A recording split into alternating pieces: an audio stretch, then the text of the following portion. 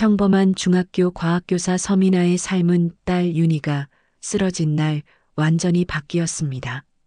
급성 림프 구성 백혈병입니다. 치료비는 2억 원. 의사의 선고는 청천벽력이었죠. 교사와 구급 공무원 부부에게는 불가능한 금액이었습니다. 그때 나타난 박성호 검사. 그는 치료비를 대가로 미나에게 치욕적인 거래를 요구했어요. 딸을 살리기 위해 미나는 악마와 손을 잡을 수밖에 없었습니다. 하지만 과학교사인 미나는 이상한 점을 발견했어요. 같은 학교 학생 25명이 비슷한 병에 걸렸다는 사실. 학교 근처 태성화학 공장이 20년간 불법 폐기물을 매립해왔고 박성호가 이를 은폐하고 있었던 것이었죠. 미나는 증거를 모으기 시작했습니다. 박성호를 만날 때마다 녹음하고 촬영했어요. 동료 교사들, 환경 변호사, 그리고 태성화학 내부 고발자 강소영과 함께 진실을 파헤쳤습니다. 우리 아이들이 죽어가고 있어요. 미나의 외침에 전국이 분노했습니다. 시민들이 거리로 나섰고 언론이 진실을 보도했어요. 결국 박성호는 체포되었고 태성화학 회장은 20년형을 선고받았습니다. 피해자들은 배상을 받았고 윤희는 최고의 치료를 받아 완치되었어요. 10년 후 환경공학도가 된 윤희는 엄마처럼 세상을 바꾸는 사람이 되었습니다. 오염된 공장터는 이제 아름다운 생태공원이 되어 진실의 승리를 증명하고 있습니다. 한 어머니의 용기가 세상을 바꿨습니다. 지금부터 백혈병 걸린 딸을 살리기 위해 치욕과 수치심에도 불구하고 노력한 엄마의 용기 있는 외침을 들어보겠습니다. 창문 너머로 보이는 봄 햇살을 바라보며 미소를 지었어요. 중학교 과학교사 8년 차. 이제는 학생들 앞에 서는 것이 자연스러웠죠. 오늘도 2학년 3반 아이들에게 광합성을 가르쳤습니다. 칠판에 그린 나뭇잎 그림을 가리키며 설명하는 동안 학생들의 초롱초롱한 눈빛이 그녀를 행복하게 만들었어요. 엄마, 오늘도 늦어? 점심시간. 딸 윤희에게서 온 문자였습니다. 미나는 급하게 답장을 보냈어요. 아니야, 오늘은 일찍 갈게. 좋아하는 떡볶이 해줄까? 하트 이모티콘이 여러 개 날아왔죠. 12살 윤희는 엄마와 닮아 과학을 좋아하는 똑똑한 아이였어요. 남편 재훈이도 환경청에서 성실하게 일하는 구급 공무원이었습니다. 비록 부자는 아니었지만 세 식구는 서로를 아끼며 행복하게 살고 있었죠. 그날 오후 3시 미나의 휴대폰이 요란하게 울렸습니다. 학교 번호였어요. 서인아, 선생님이시죠? 윤희가 여기가 쓰러졌어요. 지금 응급실에 가는 중이에요. 보건교사 미경의 다급한 목소리에 미나는 손에 들고 있던 실험 도구를 떨어뜨렸습니다. 유리 비커가 바닥에 부딪혀 산산조각이 났어요. 그 소리가 마치 그녀의 평온했던 일상이 깨지는 소리 같았죠. 병원 응급실. 미나는 침대에 누워있는 윤희를 보고 다리에 힘이 풀렸어요. 창백한 얼굴, 축 늘어진 팔. 평소 활발하던 딸의 모습은 어디에도 없었습니다. 보호자분이시죠? 검사 결과가 나왔는데요. 의사의 표정이 심상치 않았어요. 미나는 떨리는 손으로 재훈이의 손을 꽉 잡았습니다. 급성 림프 구성 백혈병입니다. 백혈병? 그 단어가 귓가에서 계속 울렸어요. 과학교사인 미나는 그 병이 무엇을 의미하는지 너무나 잘 알고 있었죠. 암, 혈액암. 아이들에게 가장 흔하면서도 가장 무서운 병. 치료는 가능한가요? 재훈이의 목소리가 떨렸습니다. 최신 치료법으로 완치 가능성이 70% 이상입니다. 하지만 의사가 잠시 말을 멈췄어요. 그 침묵이 너무나 무거웠죠. 특수 항암제와 골수 이식이 필요합니다. 전체 치료비는 대략 2억 원 정도 예상됩니다. 보험 적용이 안 되는 신약들이 많아서 2억 원. 미나는 숨이 막혔어요. 교사와 구급 공무원. 두 사람의 월급을 모두 합쳐도 500만 원이 안 되는데 집을 팔아도 대출을 받아도 턱없이 부족한 금액이었죠. 나 죽는 거야? 병실로 돌아왔을 때 윤희가 물었습니다. 눈물을 참으려고 입술을 깨물고 있는 딸을 보며 미나는 가슴이 찢어지는 것 같았어요. 아니야. 절대 아니야. 엄마가 반드시 낫게 해줄게. 미나는 딸을 꼭 안으며 속으로 다짐했습니다. 무슨 일이 있어도 어떤 대가를 치르더라도 윤희를 살릴 거라고. 다음 날 학교, 미나는 무거운 발걸음으로 교무실에 들어섰어요. 그런데 이상한 소문이 돌고 있었습니다. 2학년 5반 지호도 어제 병원에 입원했대요. 백혈병 의심된다고. 일반 수진이도 그런 증상이 있다던데? 미나는 소름이 돋았어요. 같은 학교 학생 3명이 비슷한 시기에 백혈병 증상을? 이건 우연이 아니었습니다. 과학교사로서의 직감이 강하게 경고하고 있었죠. 그날 저녁 재훈이가 지친 얼굴로 들어왔어요. 오늘도 태성화학 단속이 취소됐어 위에서. 갑자기 중단하래. 재훈이는 최근 대형 화학 공장인 태성화학의 불법 폐기물 처리를 조사하고 있었습니다. 하지만 번번이 알 수 없는 이유로 조사가 무산되고 있었죠. 여보, 혹시 태성화학이 우리 학교 근처에 있지 않아? 미나의 질문에 재훈이가 고개를 끄덕였어요. 5km 정도 떨어진 곳에 있어 왜? 미나는 윤희와 같은 증상을 보이는 학생들 이야기를 했습니다. 재훈이의 표정이 굳어졌어요. 설마 그럴 리가 바로 그때. 재훈이의 휴대폰이 울렸습니다. 이재훈 주무관님? 저는 검찰청 박성호 부장검사입니다. 내일 점심에 잠깐 뵙고 싶은데요. 따님 병원비 때문에 고민이 많으시죠? 제가 도와드릴 수 있을 것 같습니다. 전화를 끄는 재훈이의 얼굴이 창백해졌어요. 검사가 어떻게 윤희 병을 알고 있지?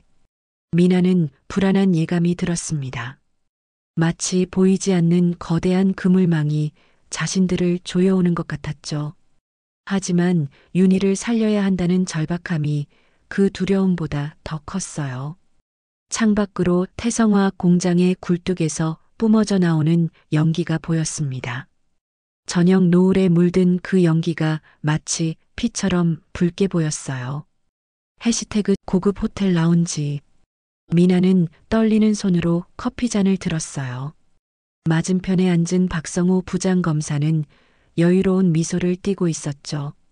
40대 중반의 그는 비싼 양복을 입고 있었고 손목에 명품 시계가 번쩍거렸습니다. 따님이 많이 아프시다고 들었습니다. 참 안타까운 일이에요. 박성호의 목소리는 부드러웠지만 미나는 그 속에 숨겨진 차가움을 느꼈어요. 마치 먹이를 노리는 뱀 같았죠. 어떻게 우리 딸 이야기를 아시는지. 제가 아는 게 많습니다. 서민아 선생님 중학교 과학교사, 8년차 남편은 환경청, 이재훈 주무관. 그리고 박성호가 잠시 말을 멈추고 미나를 뚫어지게 바라봤어요. 2억이 필요하시죠? 미나의 심장이 쿵 하고 내려앉았습니다. 순간 마음이 움츠러들었어요. 제가 도와드릴 수 있습니다. 전액을요. 왜 저희를 도와주시려는 거죠? 박성우가 몸을 앞으로 기울였어요. 그의 눈빛이 어둡게 변했습니다. 조건이 있습니다. 아주 간단한 조건이죠. 미나는 숨을 삼켰어요.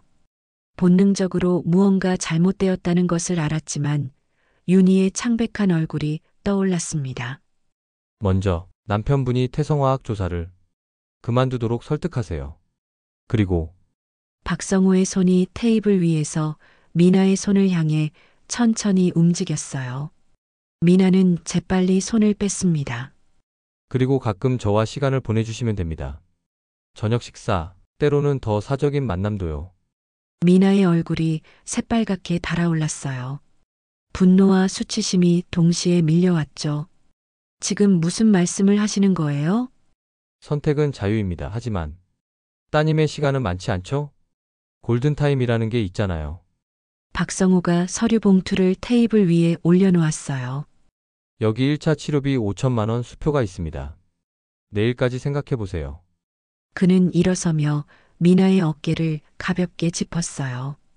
미나는 그 손길에 온몸에 소름이 돋았습니다. 그리고 이 제안을 거절하시면 남편분 일자리도 위험할 수 있어요. 제가 한마디만 하면 징계위원회가 열릴 겁니다. 박성호가 떠난 후 미나는 한참 동안 그 자리에 앉아 있었어요. 병원. 미나는 윤희의 병실 문 앞에서 발걸음을 멈췄어요. 유리창 너머로 보이는 딸은 더욱 야위어 있었습니다. 링거줄에 매달린 작은 손이 너무나 가여웠죠. 엄마, 윤희가 환하게 웃으며 손을 흔들었어요. 그 미소가 미나의 가슴을 더욱 아프게 했습니다. 오늘은 좀 어때? 괜찮아. 근데 엄마, 나 언제쯤 나을 수 있어? 미나는 딸의 머리를 쓰다듬으며 억지로 미소를 지었어요. 곧 나을 거야. 엄마가 약속할게. 그날 밤 집. 재훈이는 소파에 축 늘어져 있었어요. 태성화학 조사가 또 무산된 것이 그를 지치게 만들었죠. 여보, 검사가 뭐래? 미나는 대답할 수 없었어요. 진실을 말할 수도 거짓말을 할 수도 없었습니다.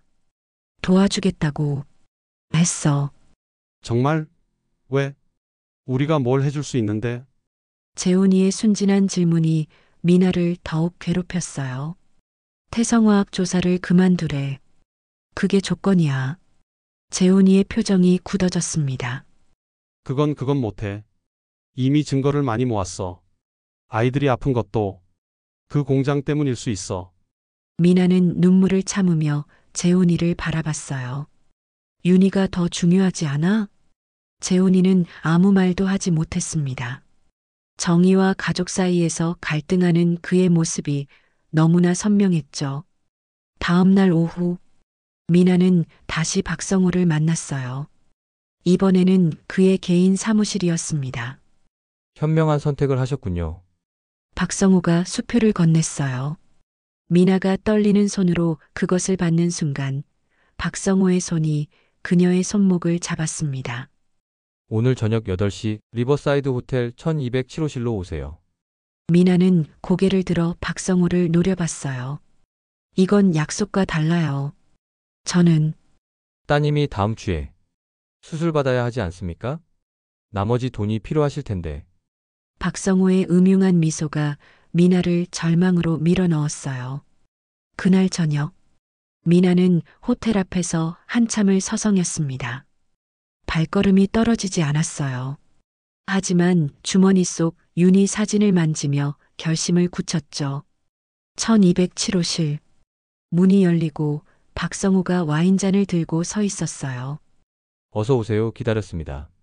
미나가 들어서는 순간 문이 닫혔습니다. 그 소리가 마치 지옥문이 닫히는 소리 같았어요. 긴장하지 마세요. 우리는 그저 친구가 되는 거예요. 박성호가 미나의 어깨에 손을 올렸어요. 미나는 온몸이 굳어졌습니다. 치욕과 분노, 그리고 딸에 대한 죄책감이 뒤섞여 눈물이 흘러내렸죠. 새벽 3시 미나는 욕실에서 계속 손을 씻었어요. 아무리 씻어도 더러움이 지워지지 않는 것 같았습니다. 거울 속 자신의 모습이 너무나 낯설었죠. 휴대폰이 울렸어요. 재훈이었습니다. 여보, 어디야? 윤희가 엄마 찾아. 미나는 떨리는 목소리로 대답했어요. 학교에. 실험 정리하느라 늦었어. 곧 갈게. 거짓말을 하는 자신이 너무나 역겨웠습니다. 하지만 이것이 시작일 뿐이라는 것을 미나는 알고 있었어요. 침대에 누워있는 박성호가 말했습니다. 다음 주 같은 시간에 봅시다. 그때 나머지 돈을 드리죠. 미나는 대답 없이 문을 나섰어요. 호텔 복도의 불빛이 너무나 밝아서 눈이 아팠습니다. 집으로 가는 택시 안에서 미나는 생각했어요. 악마와 거래를 했다고. 하지만 딸을 살리기 위해서라면 지옥에라도 갈 수 있었죠. 창밖으로 새벽의 도시가 보였습니다. 멀리 태성화학 공장의 굴뚝에서 여전히 연기가 피어오르고 있었어요. 그 연기처럼 미나의 삶도 천천히 타들어가고 있었습니다. 학교 과학실험실, 밤 10시 미나는 현미경을 들여다보며 눈살을 찌푸렸어요. 윤희의 혈액 샘플에서 본 것과 똑같은 이상한 세포들이 보였습니다. 며칠 전 몰래 가져온 학교 주변 토양 샘플이었죠. 벤젠, 톨루엔. 이건 미나는 화학 분석 결과를 다시 확인했어요. 발암물질 수치가 기준치의 50배를 넘었습니다. 과학교사로서 8년간 쌓아온 지식이 무서운 진실을 말해주고 있었죠. 문득 박성호와의 만남이 떠올랐어요. 그가 태성화학 조사를 막으려는 이유가 이것 때문이었을까요? 미나는 떨리는 손으로 데이터를 USB에 저장했습니다.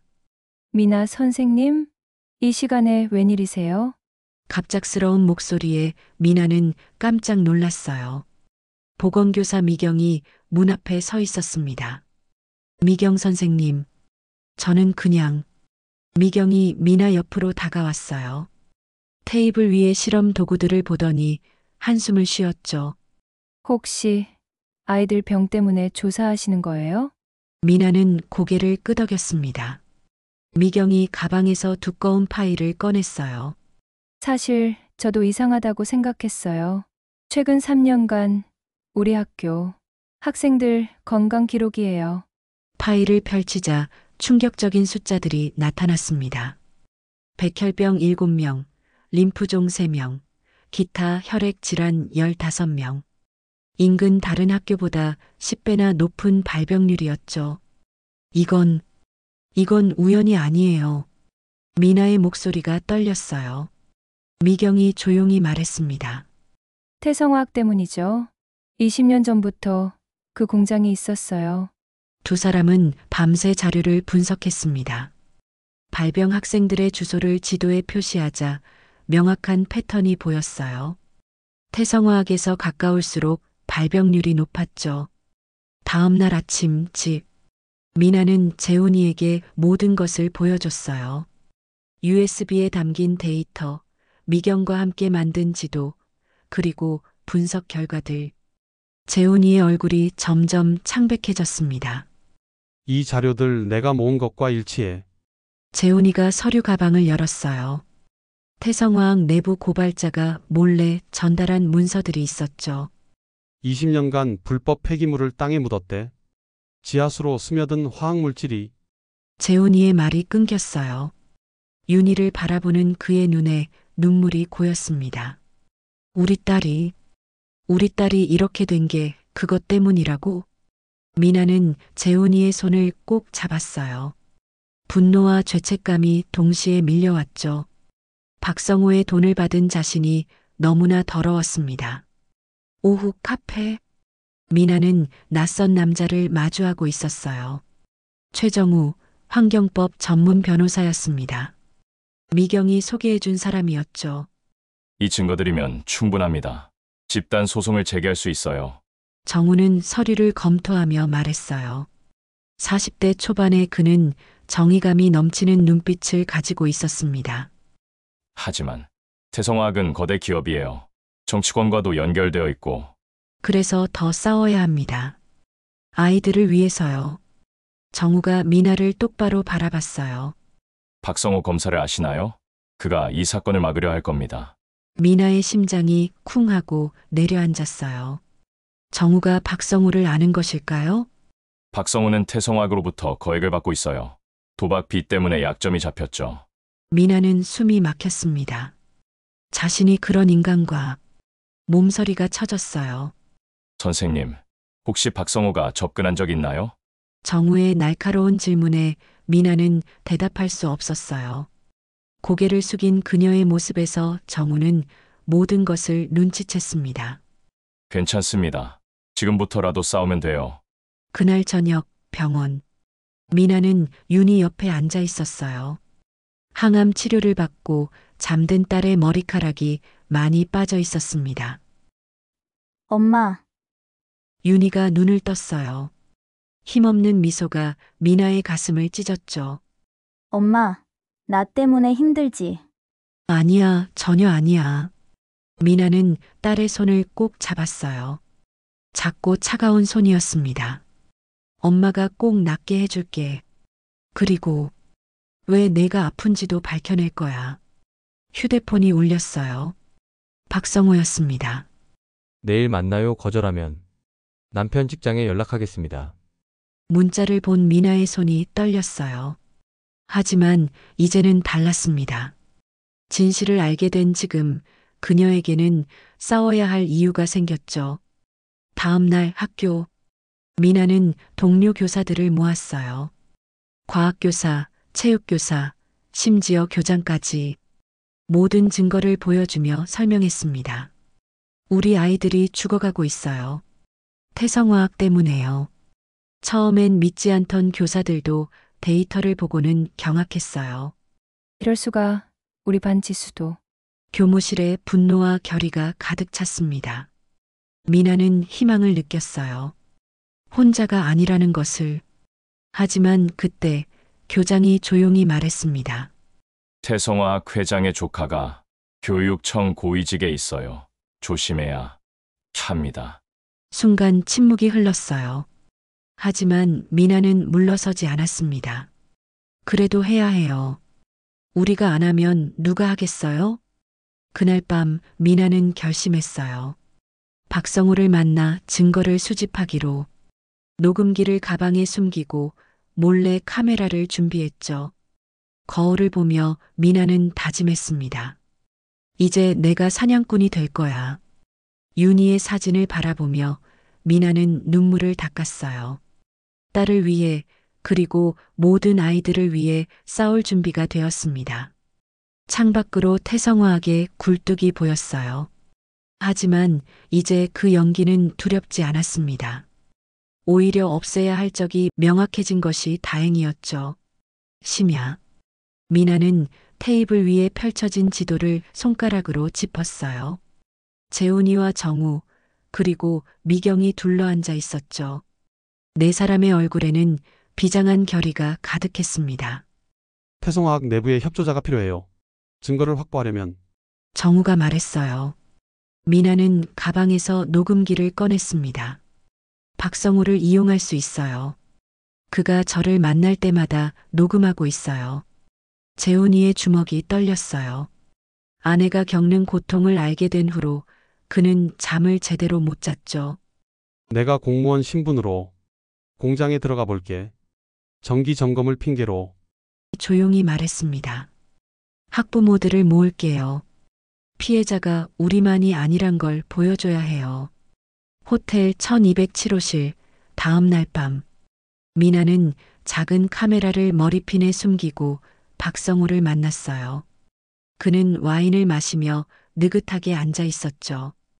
요즘 학교에서 이상한 소문이 돌던데 박성호의 눈이 날카로워졌어요. 미나는 태연한 척 대답했습니다. 무슨 소문이요? 태성화학을 조사한다는 소문. 설마 당신은 아니겠지? 미나는 고개를 저었어요. 박성호가 그녀의 턱을 들어 올렸습니다. 잘 생각해. 딸이 치료받으려면 아직도 1억이 더 필요하잖아. 그때 박성호의 휴대폰이 울렸어요. 그는 짜증스럽게 전화를 받았죠. 뭐? 강소영이 자료를 빼돌렸다고? 그녀를 당장 찾아. 미나의 귀가 쫑긋해졌어요. 강소영. 처음 듣는 이름이었습니다. 태성화학 직원이 배신했나 봐요? 미나가 조심스럽게 물었어요. 박성호는 신경질적으로 담배를 꺼냈습니다. 신입 연구원연이 10년치 폐기물 데이터를 복사했대. 찾으면 끝장이야. 미나는 머리핀의 카메라가 제대로 작동하기를 빌었어요. 새벽 4시 재훈이는 어둠 속에서 공장 뒤편으로 움직였어요. 공무원 신분증과 위조한 점검 명령서를 들고 있었죠. 이 시간에 무슨 일이십니까? 경비원이 손전등을 비췄어요. 재훈이는 침착하게 서류를 보여줬습니다. 긴급 수질 검사입니다. 민원이 들어와서요. 경비원은 의심스러운 눈초리로 바라봤지만 결국 문을 열어줬어요. 재훈이는 공장 내부로 들어갔습니다. 거대한 탱크들과 파이프들이 미로처럼 얽혀 있었죠. 그는 몰래 카메라로 모든 것을 촬영했어요. 지하로 내려가자 악취가 났습니다. 거기엔 믿을 수 없는 광경이 펼쳐져 있었어요. 불법 폐기물이 거대한 구덩이에 그대로 묻혀 있었죠. 이런 미친. 재훈이는 토양 샘플을 채취했어요. 바로 그때 발소리가 들렸습니다. 카페, 다음 날 오후, 미나는 젊은 여성을 마주하고 있었어요. 강소영, 26살의 태성화학 연구원이었습니다. 그녀의 손이 계속 떨리고 있었죠. 저를 어떻게 찾으셨어요? 당신이 우리를 먼저 찾은 거예요. 정우 변호사한테 메일을 보냈잖아요. 소영이 눈물을 글썽였어요. 더는 못 참겠어요. 아이들이 죽어가는데 제가 만든 보고서예요. 소영이 USB를 꺼냈습니다. 손이 너무 떨려서 테이블에 떨어뜨렸죠. 20년간의 모든 기록이에요. 어떤 화학물질을 얼마나 버렸는지, 누가 지시했는지. 미나가 소영의 손을 잡았어요. 용기 내줘서 고마워요. 우리가 지켜줄게요. 하지만 소영은 불안한 눈빛으로 주위를 둘러봤습니다. 그들이 절 찾고 있어요. 만약 잡히면.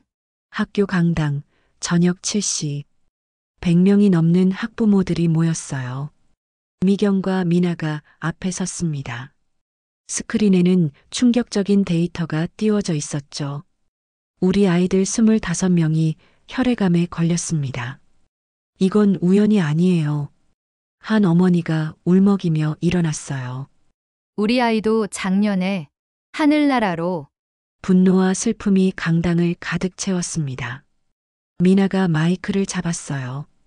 태성화학이 원인입니다. 증거가 있어요. 함께 싸워주세요. 학부모들이 하나둘 일어났어요. 함께 싸웁시다. 우리 아이들을 위해.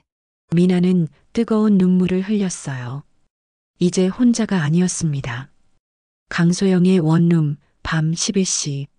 소영은 짐을 싸고 있었어요. 내일 아침 첫 기차로 도망갈 계획이었죠. 갑자기 초인종이 울렸습니다. 누구세요? 대답이 없었어요. 소영의 심장이 미친 듯이 뛰었습니다. 다시 초인종이 울렸어요. 문득 휴대폰이 울렸습니다. 모르는 번호였어요. 강소영 씨? 문 열지 마세요. 뒷문으로 나와요. 지금 당장. 미나의 목소리였어요. 소영은 재빨리 USB를 가방에 넣고 뒷문으로 나갔습니다. 골목에 미나와 재훈이가 차를 대고 기다리고 있었어요. 빨리 타요. 차가 출발하는 순간 소영의 원룸 문이 부서지는 소리가 들렸습니다. 정우의 사무실, 새벽 2시 네 사람은 USB의 내용을 확인했어요. 그 안에는 상상을 초월하는 범죄의 증거가 있었습니다. 발암물질을 고의로 방류했어요. 그것도 20년 동안. 소영이 떨리는 목소리로 설명했어요. 회원과 알고 있었고 검찰도, 경찰도 다 알았어요. 박성우는 매달 5천만 원씩 받았고요. 미나는 주먹을 꽉 쥐었어요. 딸이 죽어가는 동안 그들은 돈을 세고 있었던 거였습니다. 이제 끝장을 내야 해요.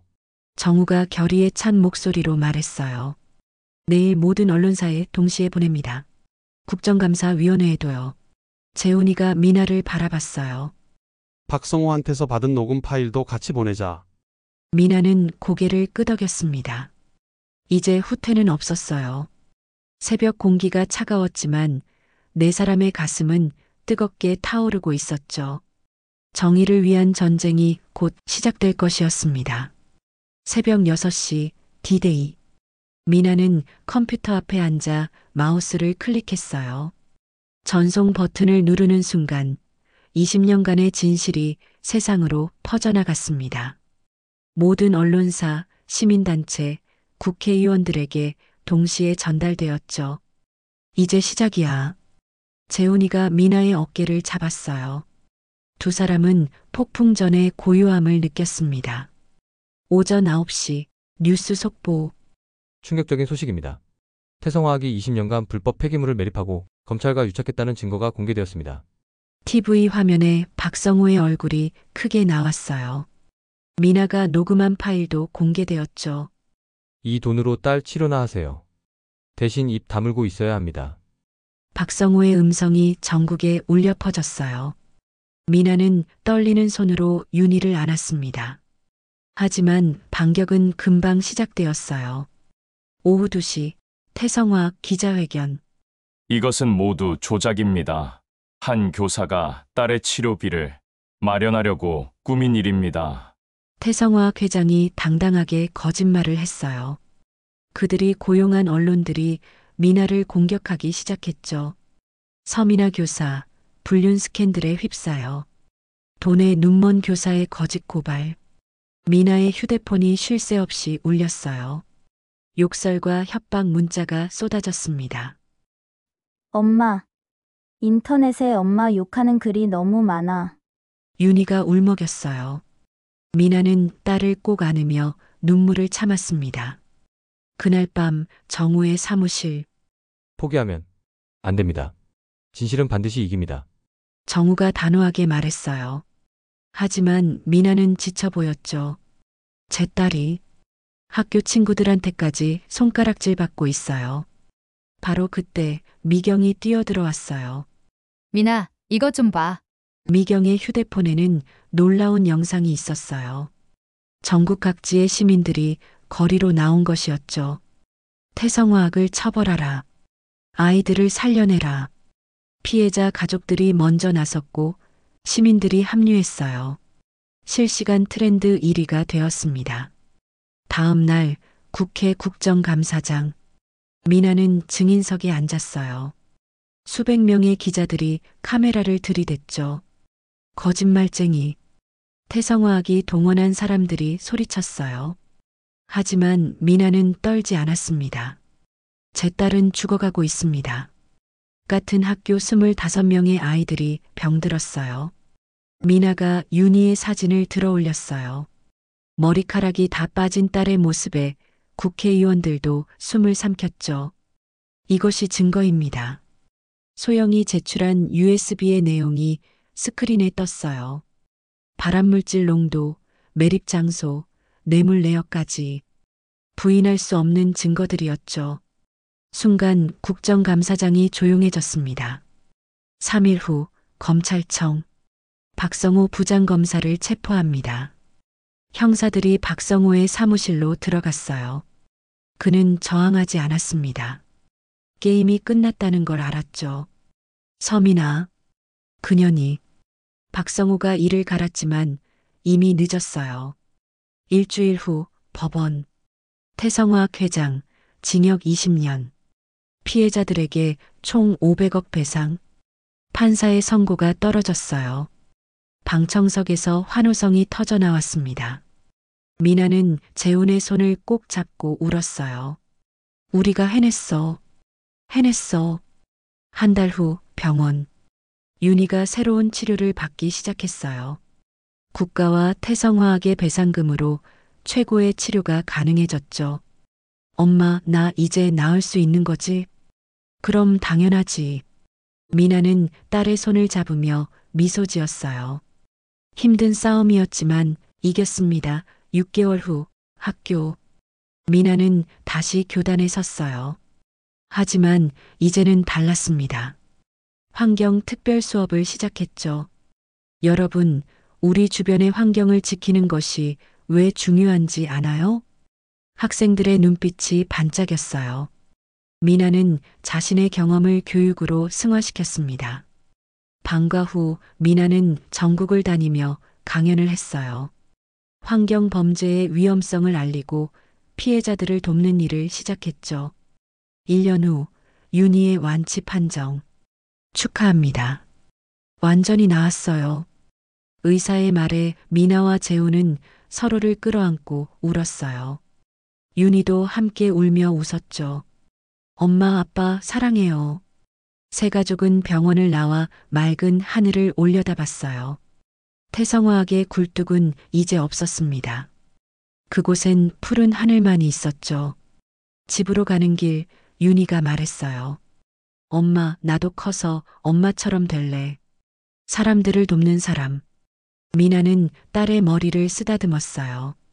그래, 우리 윤희는 엄마보다 더 멋진 사람이 될 거야. 10년 후 안녕하세요. 저는 서윤입니다. 환경공학과 4학년이에요. 대학 강단에 선 윤희는 건강하고 당당했어요. 청중들에게 자신의 이야기를 들려주고 있었죠. 10년 전 저는 죽을 뻔했습니다. 하지만 엄마의 용기 덕분에 살았어요. 스크린에는 옛 태성화학 자리가 나왔어요. 이제 그곳은 아름다운 생태공원이 되어 있었습니다. 이곳에서 매년 피해자 추모제가 열립니다. 그리고 환경지킴이 교육도 하죠. 윤희는 앞줄에 앉은 미나를 바라봤어요. 미나는 이제 환경교육 전문가로 전국적으로 유명해졌죠. 제 꿈은 엄마처럼 되는 거예요. 진실을 밝히고 약한 사람들을 지키는 사람. 강연이 끝나고 미나와 윤희는 생태공원을 걸었어요. 엄마, 그때 정말 무서웠죠? 응, 무서웠어. 하지만 너를 생각하니 용기가 났어. 두 사람이 걷는 길에는 꽃들이 피어 있었어요. 독극물로 죽어가던 땅에 생명이 돌아온 것이었죠. 공원 한가운데 세워진 추모비에는 이런 글이 새겨져 있었습니다. 진실은 언제나 승리한다. 태성화학 환경범죄 피해자와 그들을 위해 싸운 모든 이들에게. 미나와 윤희는 추모비 앞에 꽃을 놓았어요. 하늘은 맑았고 바람은 상쾌했습니다. 그들이 지켜낸 세상이었죠.